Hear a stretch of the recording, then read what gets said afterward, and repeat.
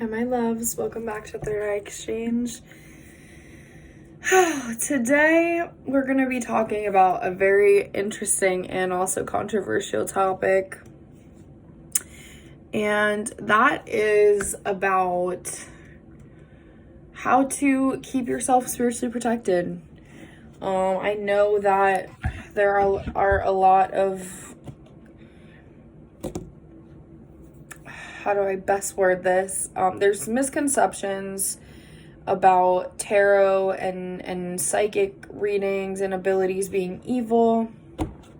And also just that these things are dark. And I want to say, like, nothing is inherently good or evil, I would say.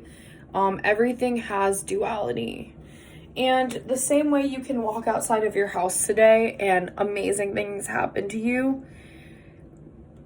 you're also always more at risk. Even in your house, things happen, like random shit happens. If it's your time to go, the divine is going to take you, you know? So that's my first thing. Also, I just want to go through my own experiences and show you guys how to cleanse your space, how to talk to your spirit team as well, building a relationship. I'm not sure if I'll go through all that in the video. I might make a separate video for that, but for now,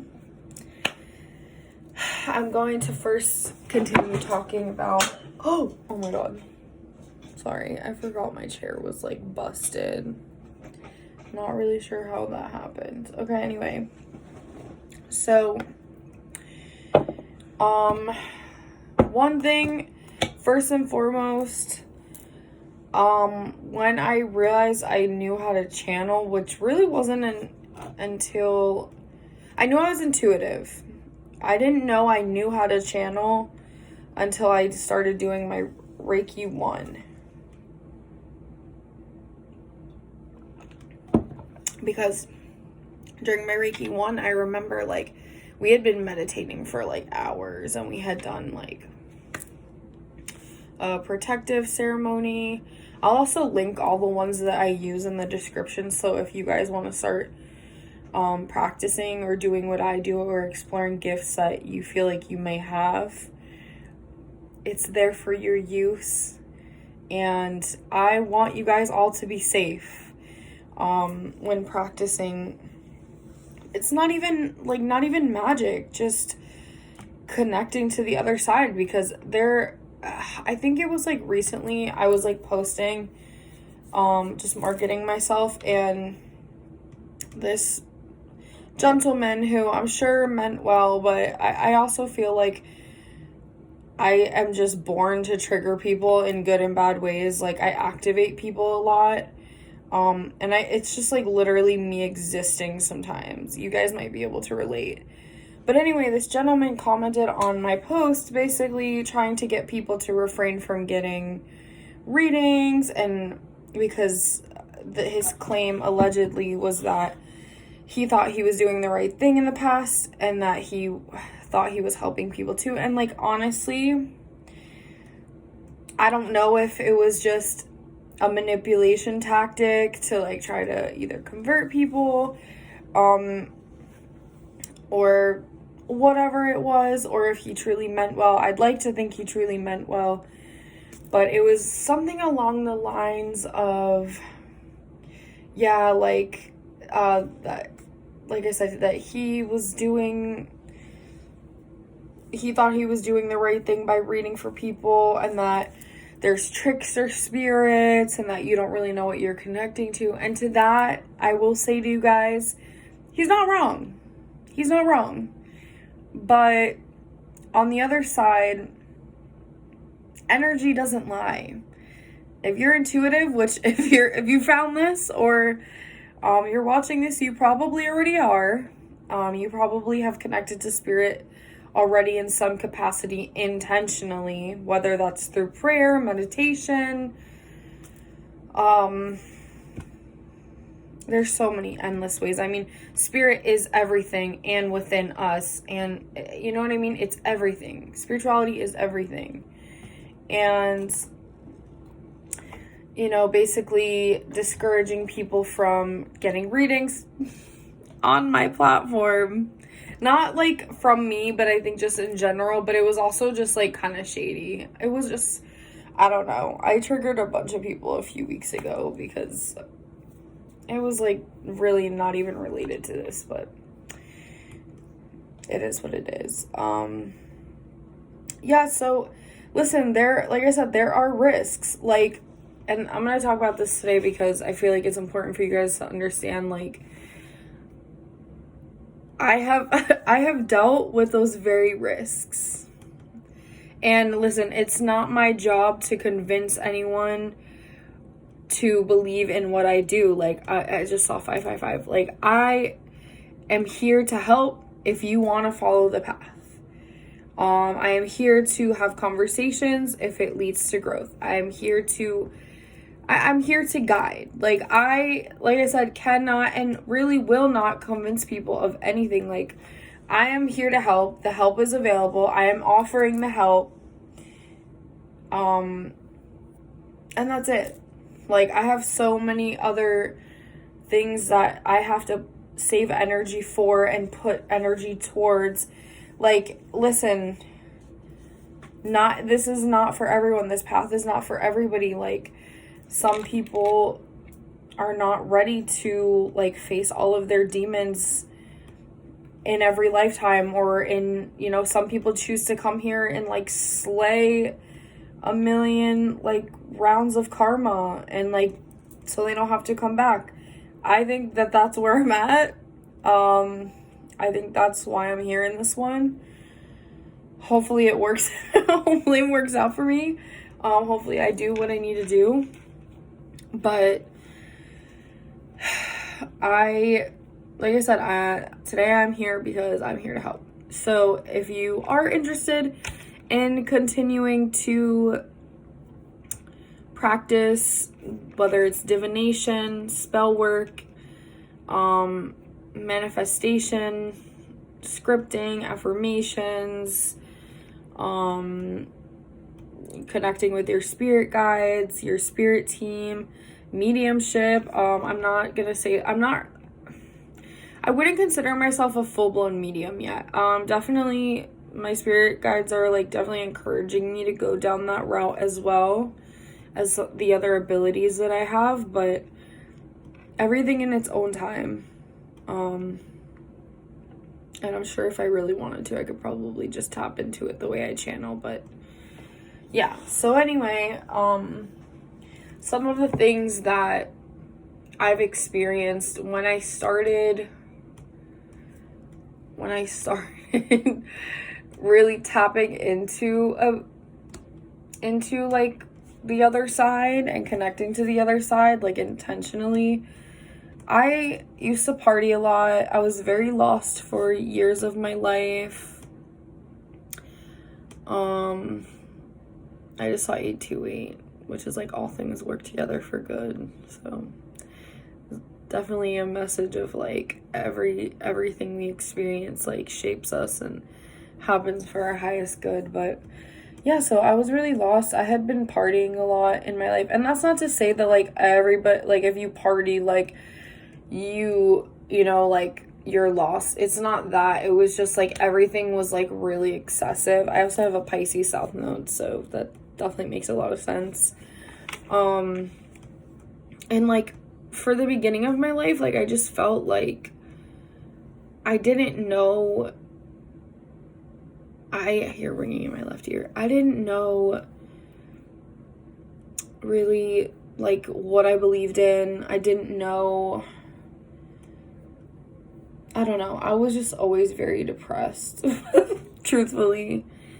And the first time I ever knew, like, I always had experienced certain things. Like, I always would astral traveled. I always had, like, premonitions. I always knew. I didn't know, like, how deep it was, but I always knew I was psychic, even as a kid. But like I said, I really didn't know how deep it was. And the first time I knew that I had, like, a gift, like, really, was I was in the shower. I was, like, I don't even think I was 10 years old yet. I was in the shower, and I started thinking about The Sweet Life of Zach and Cody, because that was my show, but I started thinking about an episode that was, like, a really old episode, and I was just like, oh, like, okay, and then I went downstairs, and that's the episode that happened to be on that night. And, you know, I didn't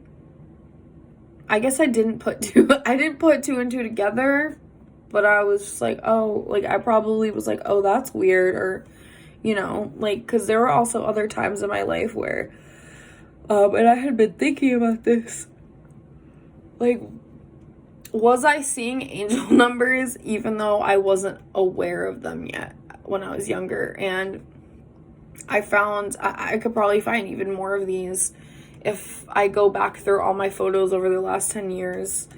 And there was, like, I think it was like 2019 or 2018, there was a photo of, like, that my sister had taken when we were trying to film a video about keto or something.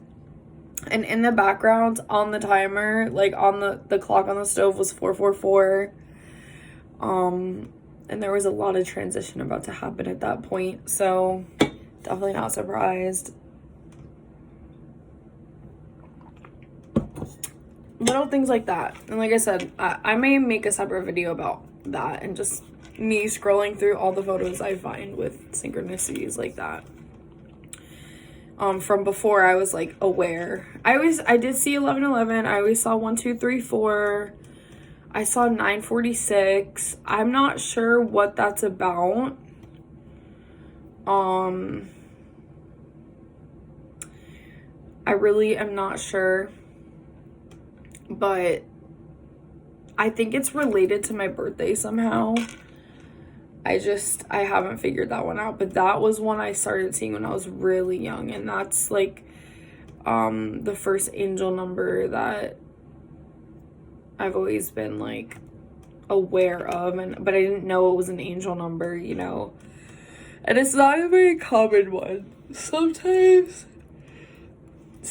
we see ones that are just personal to us. Like, I see my birthday a lot. I see 323. Usually when my spirit guides are, like, trying to get my attention. Sometimes I'll even see my name, because they're like, Samantha, hello. Hello, anybody in there? We're trying to talk to you.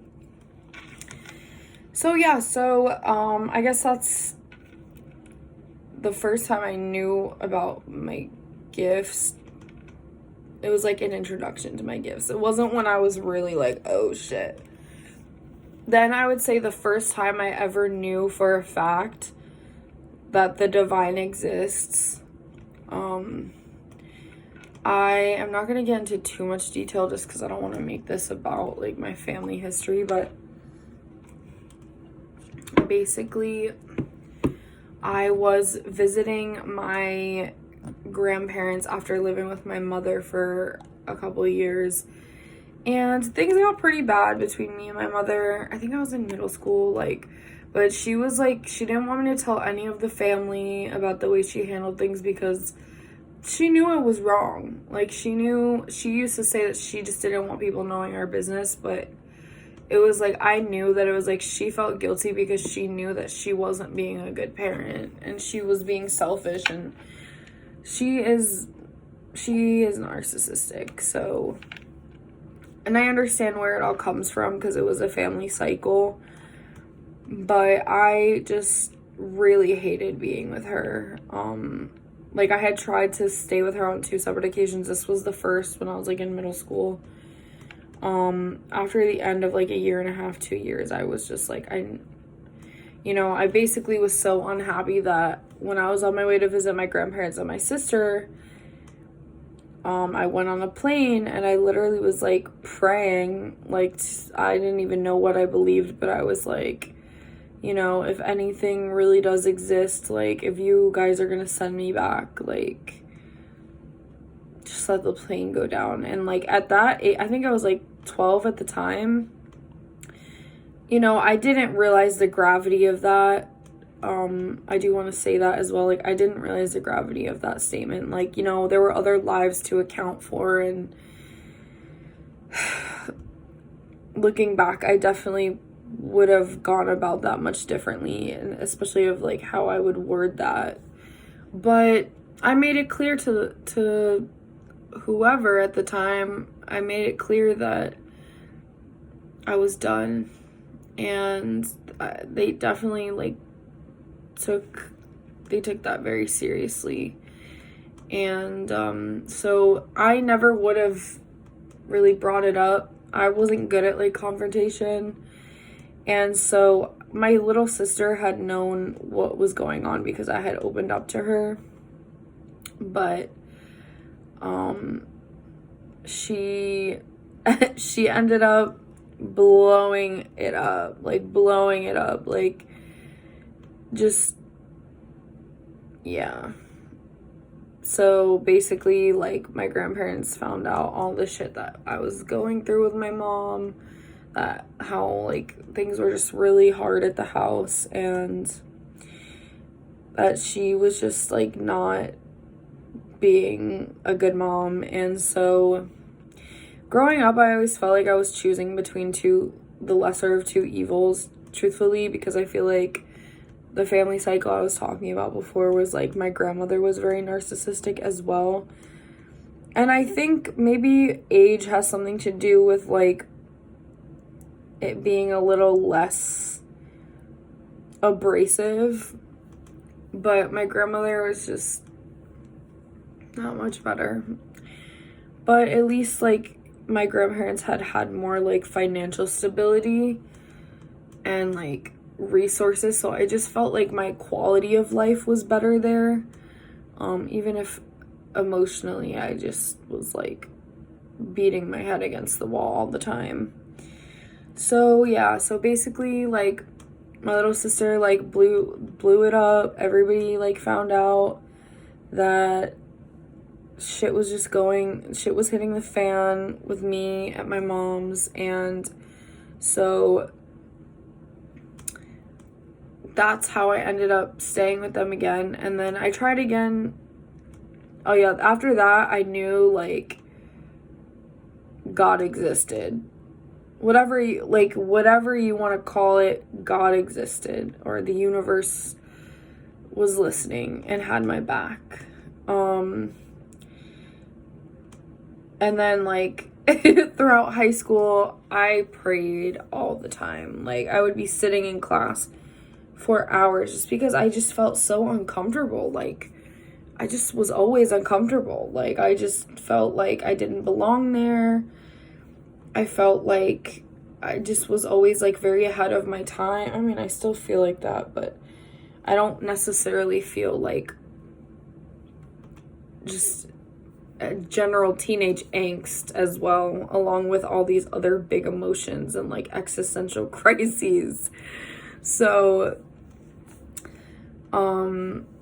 and there was like really nobody I could talk to about anything spiritual, because like, yeah, my grandmother believed in God or whatever, but like, I don't know, nobody ever really talked about it. They didn't go to church, like, which is fine because church is not my thing, but like there was just literally nobody that I felt like understood like what I believed in, you know? Like, not that it was like so far-fetched, but it was like even 10 years ago, I feel like new age spirituality was not like common, and like they're even more so. I think when I was like 15, I was having these like epiphanies that I couldn't talk to people about because nobody like understood. Nobody around me would have like gotten it, and I felt like people would have just like called me crazy or like looked at me like I had 5 heads. So I usually just kept quiet, truthfully. And yeah, so basically around the time I moved back in with my mother, so around 18 or 9, like 17, 18 years old,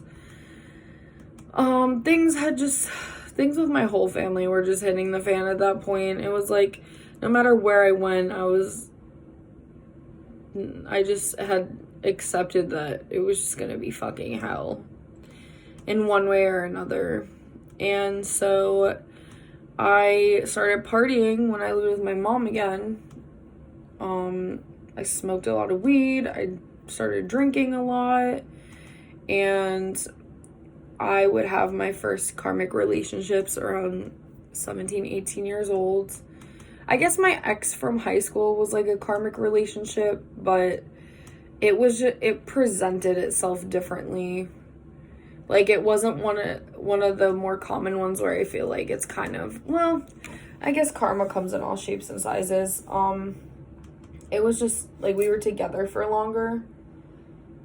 It wasn't like a lot of other relationships I would have after that were more like kind of hot and heavy and then burned out as quickly as they ignited. So I just bought a new candle. I'm so excited to use it. Sage and sea salt from Purity Lab, Australia. Anyway, so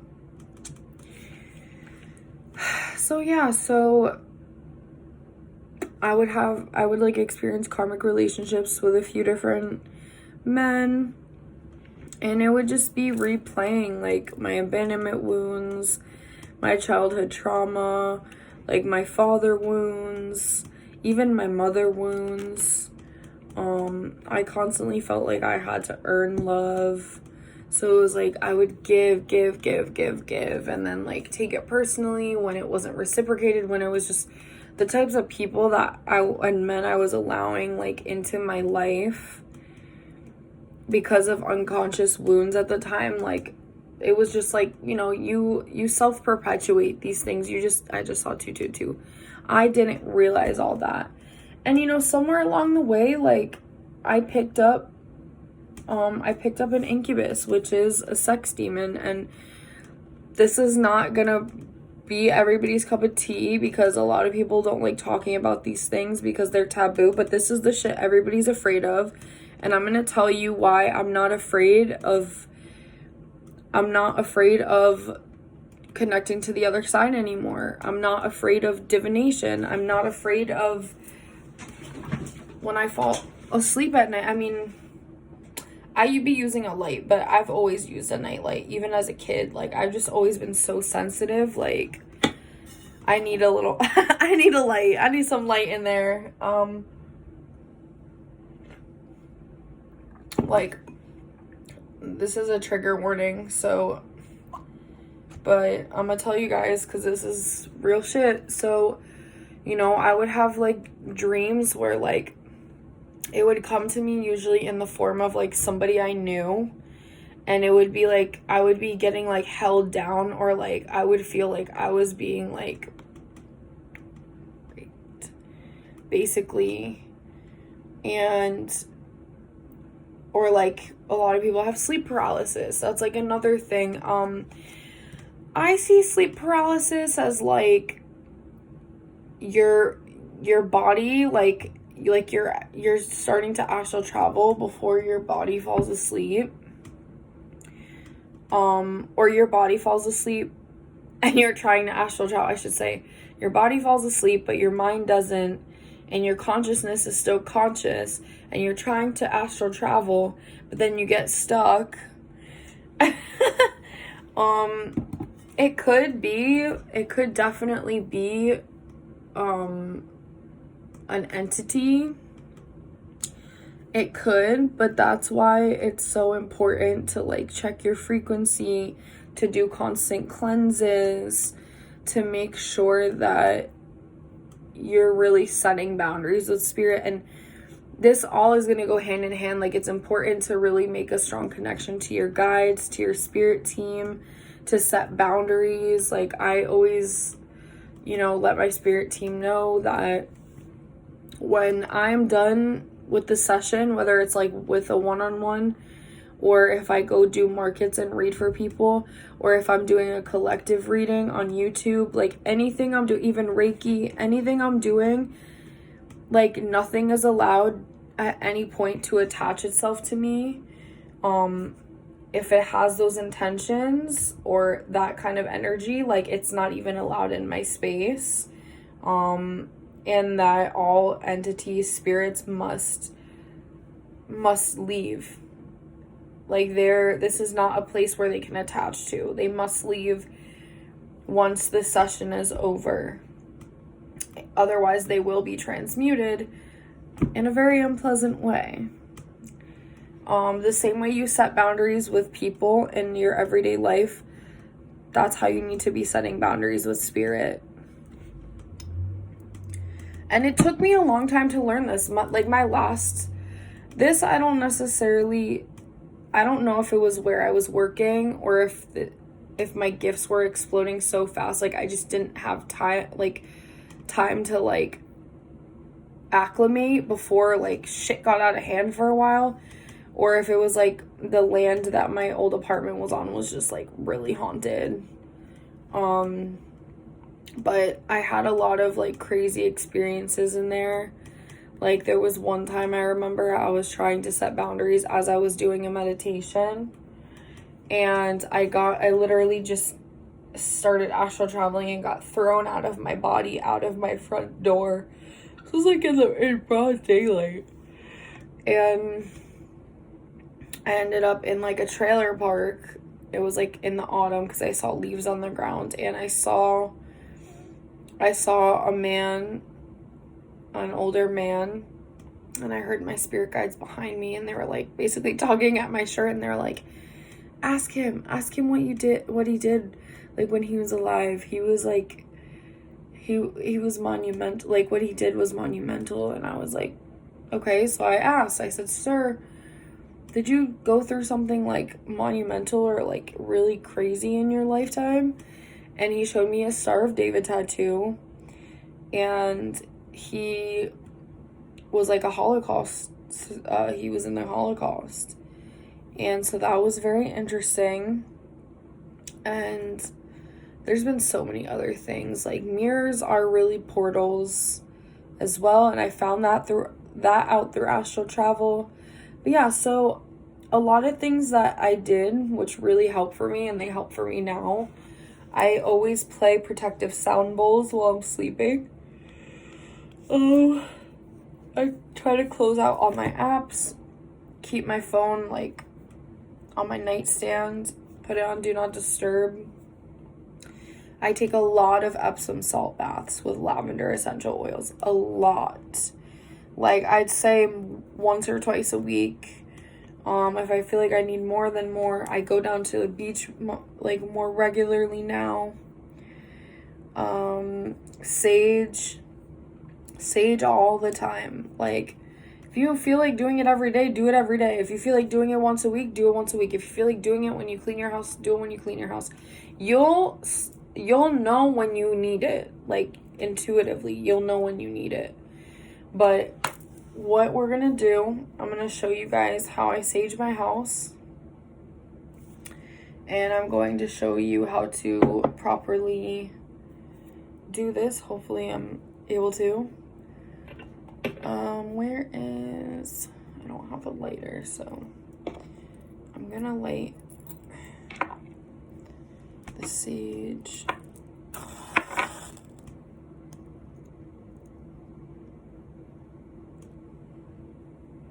Get a good smoke going.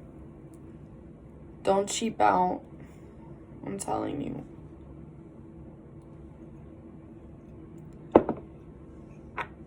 Great. Always have a bowl or something underneath it, because you don't want to burn a hole in your house. So, okay. I'll be back. Okay, guys. Here we are. I'm showing you how to sage your house.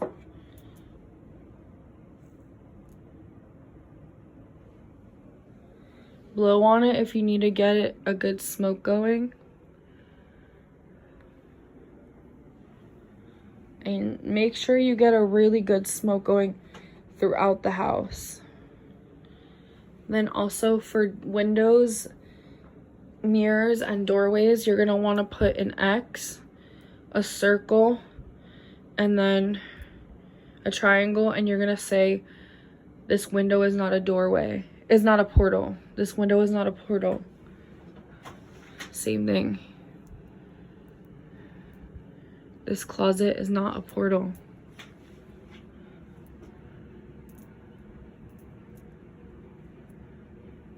This doorway is not a portal. This mirror is not a portal.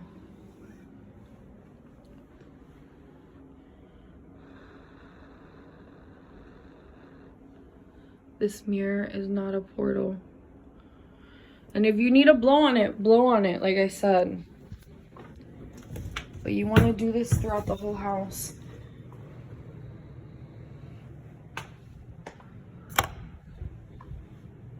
Sorry if the house is a little bit messy. I just had company. I just burned myself.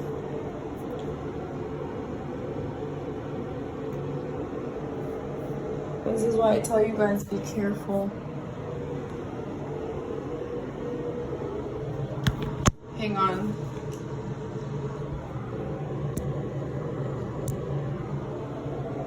I'm gonna relight it because it's gonna die, but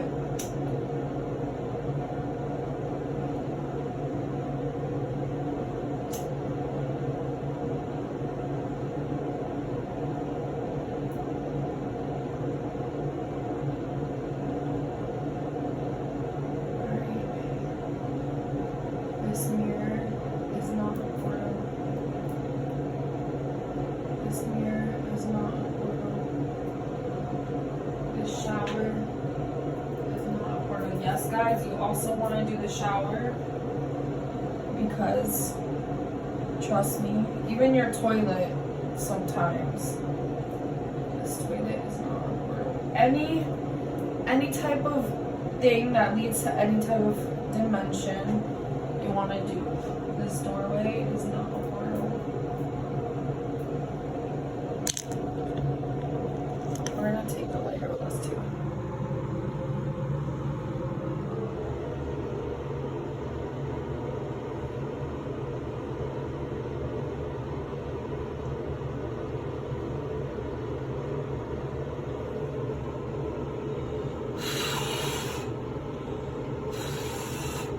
Got ash all over me. But yeah, so you're gonna want to do all that. Keep going. This doorway is not a portal. This doorway is not a portal. And I know you're gonna feel silly. It's gonna sound kind of silly, but trust me, it works. Especially the one that's right behind me. I'm gonna do it like again because I be seeing shit sometimes over here.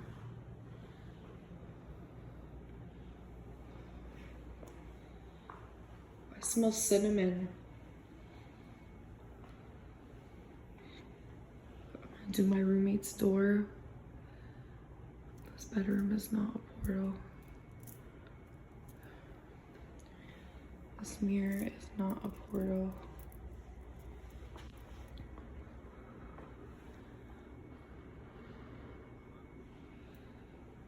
This window is not a portal.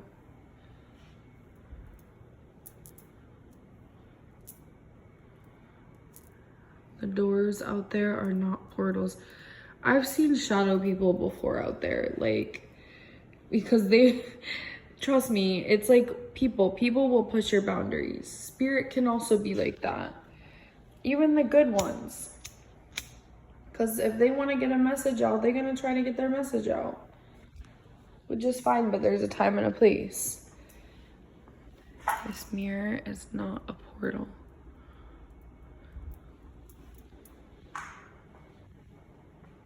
And then what I'll do is I'll imagine like a force field, pick your favorite color, that it's like literally on the doorway or the window, and like nothing can press its way into it.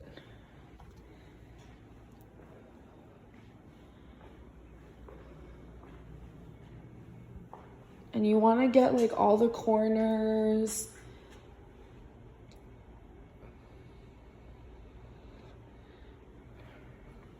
Sorry guys, I had company, so don't judge me.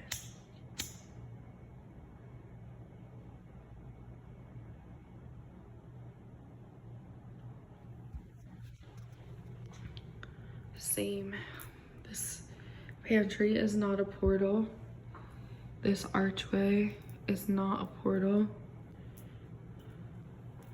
This hallway is not a portal.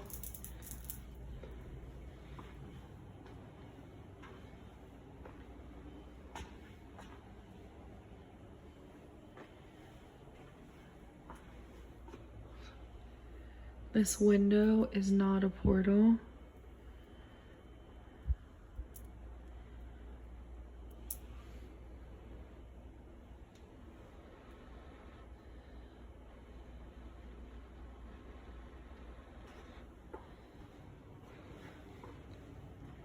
This is actually my favorite one to do. So, because it's the front door. This front door is not a portal.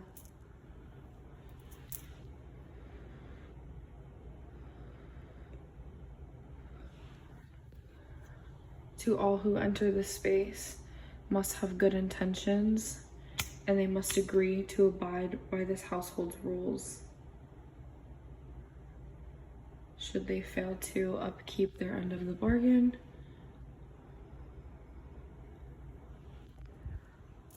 they will know it. And so it is. Now,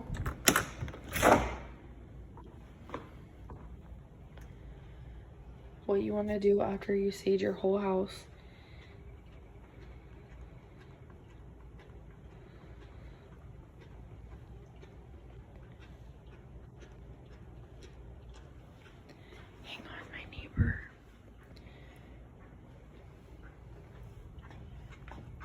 do this archway too. I've never done it, but it can't hurt.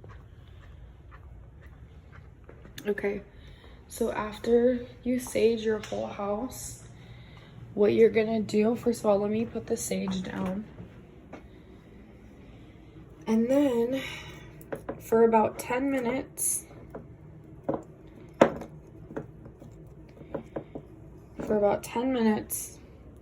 we're gonna leave the doors open to let it take any negativity, any stagnancy. Spirit, remove any stagnancy, negativity, old timelines, old energies, or entities.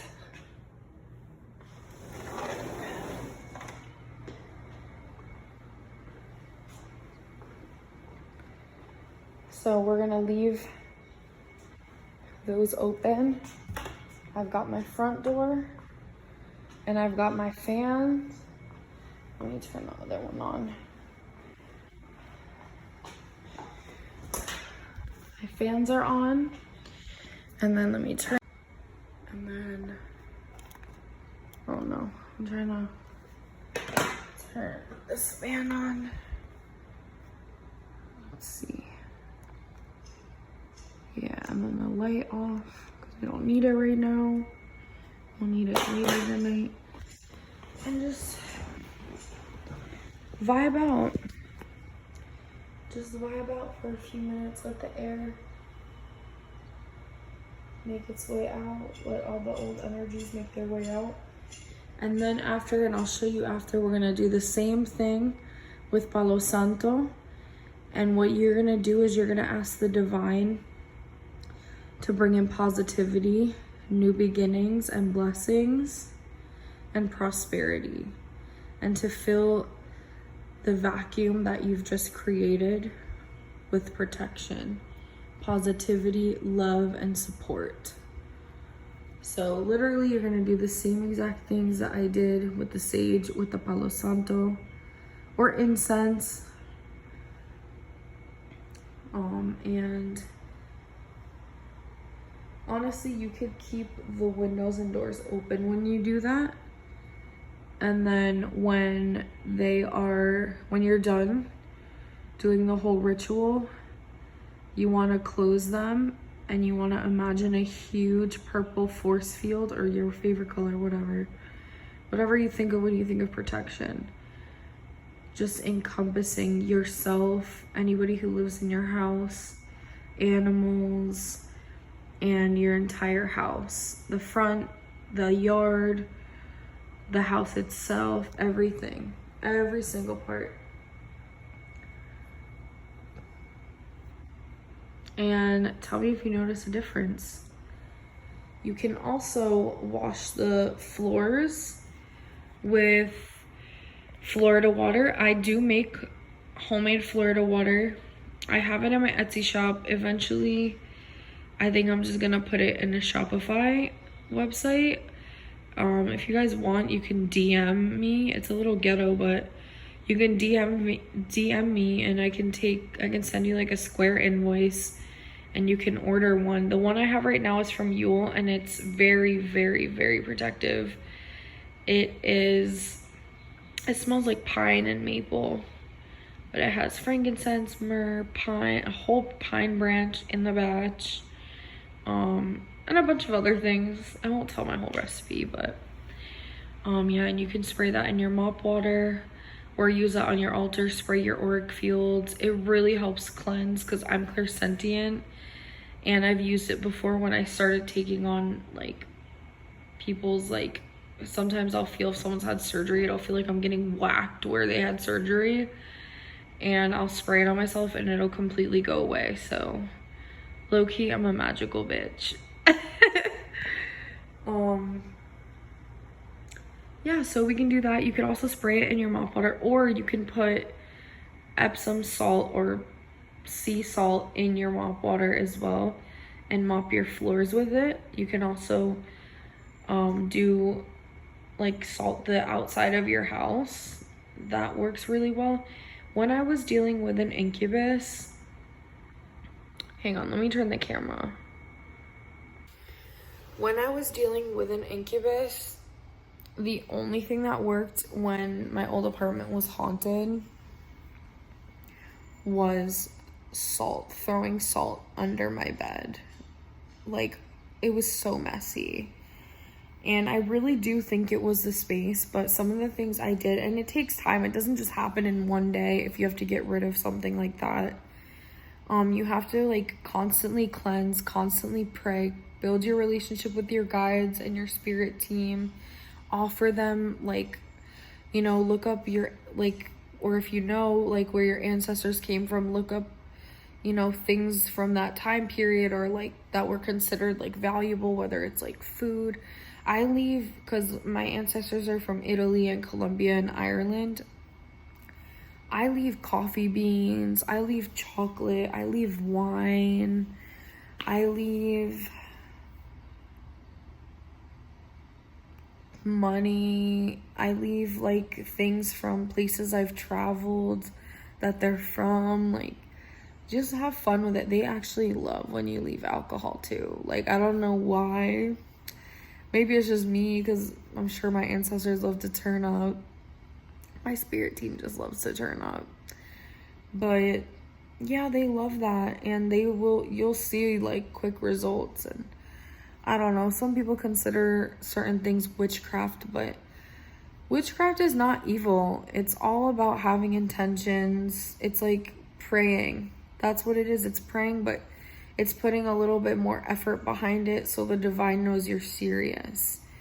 And they appreciate it. They appreciate not being forgotten. And, you know, I would consider black magic, that's something you stay away from. I don't ever cast spells that are to harm someone or change somebody's free will or interfere with like the natural order of somebody's life.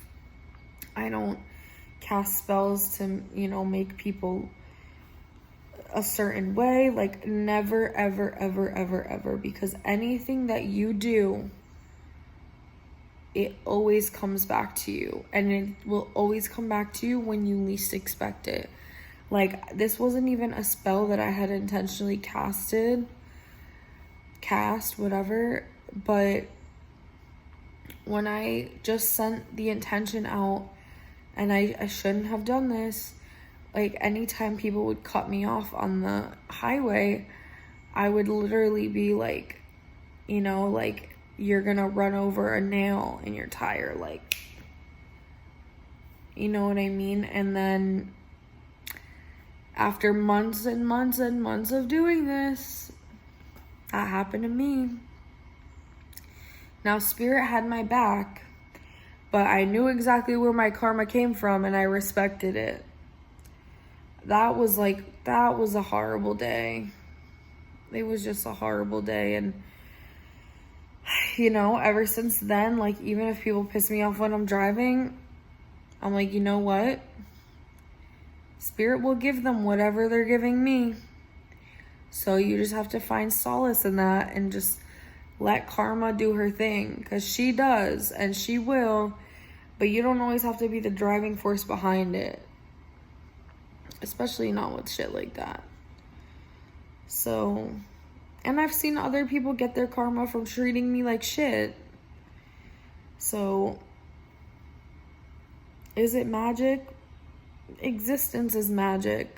The fact that we're even here is magic. The fact that an actual quantum soul is living in a human body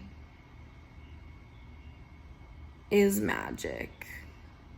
Like, for fuck's sake, when people are dying, they resuscitate them with electricity. Like, you guys don't see the magic in that? Like, you know what I mean? So, magic exists, and it's all around us. If we don't want to see it, you don't have to see it, but then you won't see it happen to you either. When you play with the universe will play with you. But, like I said, intentions are everything. So, and karma is really a real thing, so don't wish bad on people. Don't cast spells to control people, control how people feel about you, like in terms of love, like, because, and I've heard this from other people too, or like even binding spells, which I'm not exactly sure what those even are. I think I don't know.